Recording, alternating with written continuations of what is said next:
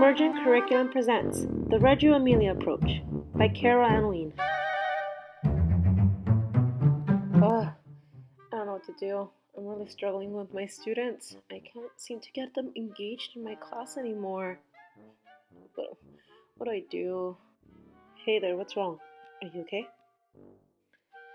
No, it's just, I've been teaching my kinder students for a while now, and I'm following my curriculum and my guides, but it just seems my students aren't responding to my lessons anymore. I just don't know what to do.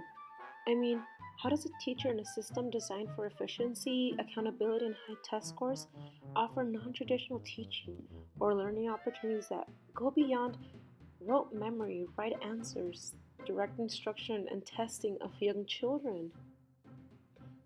Ah, I see. Well, no worries. I got the answer for you. Look, I actually ran into this book called Emergent Curriculum in the Primary Classroom, Interpreting the Reggio Emilia Approach in Schools by Carol Ann Wien. And girl, let me tell you, you'll get so much from this book. The book will teach you about emergent curriculum, and it will provide you examples of teachers who have implemented it in their classroom. In school, much learning is mediated through text and representation. But in emergent curriculum, children and teachers step out into real experience, real stuff, real problems. Learning lived in 3 dimensions. Oh wow, that sounds very interesting. But how does that work? With standardized tests coming up, we have to meet these expectations item by item. How is it possible that we give students this freedom to choose what they want to learn? Aren't we the teachers? Isn't it our responsibility that students learn what they need to learn? Students are always going to have questions, and that's why we're there, to give them the answers, right? Well, actually, as you see, as children become more comfortable with the constant questioning, they become more interested in raising questions and actually preparing themselves to become active protagonists of their own learning. As Reggio teachers, we don't give solutions or give the answers to our students. We actually push them towards finding their own answers. Our task here is to help our children communicate with the world and at the same time overcome any obstacles presented by a culture that tends to impoverish them by undervaluing their capacity for creativity and self-expression. Oh wow, this sounds very intriguing. I'll do anything to rekindle my students' interest in learning. Just tell me, how do I start? Well, emergent curriculum starts with a provocation introduced by a child, or sometimes even a teacher or a parent or somebody in the community. And it can usually start with an idea or an event, an object that captures your children's imagination and desire to learn more. But before you start thinking of trying this, I really suggest you to get this book. Just get it and start reading it. You'll learn how emergent curriculum makes children want to learn and teachers want to teach. You'll learn how to build a collaborative learning relationship with your students.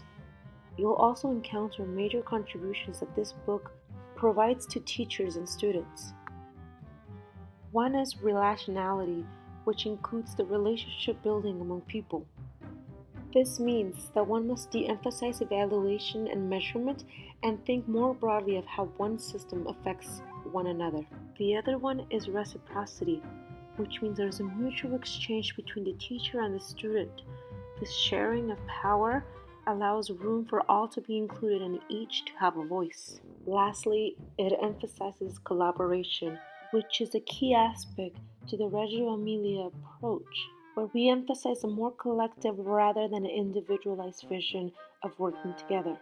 The book also provides 3 other big ideas that the teachers from this book experienced during the Reggio Emilia practice.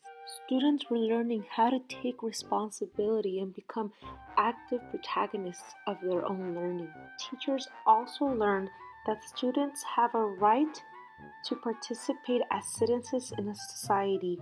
This adds a responsibility to adults to provide adequate resources that permit full participation as members of the region society. Lastly, teachers realize that children are to be seen as creators of culture. Students must be valued as creative participants in the work and design and invention that contributes to their own society. Wow, I must really learn how to trust my students and give them the space they need to learn. Yes, learn how to listen to them because not only are your students learning, but you are too. This is teamwork, and both of you are going through this journey together. This book will provide you with all the resources and tips to get started. And remember, it is the challenge of working in the unknown that keeps us interested as teachers.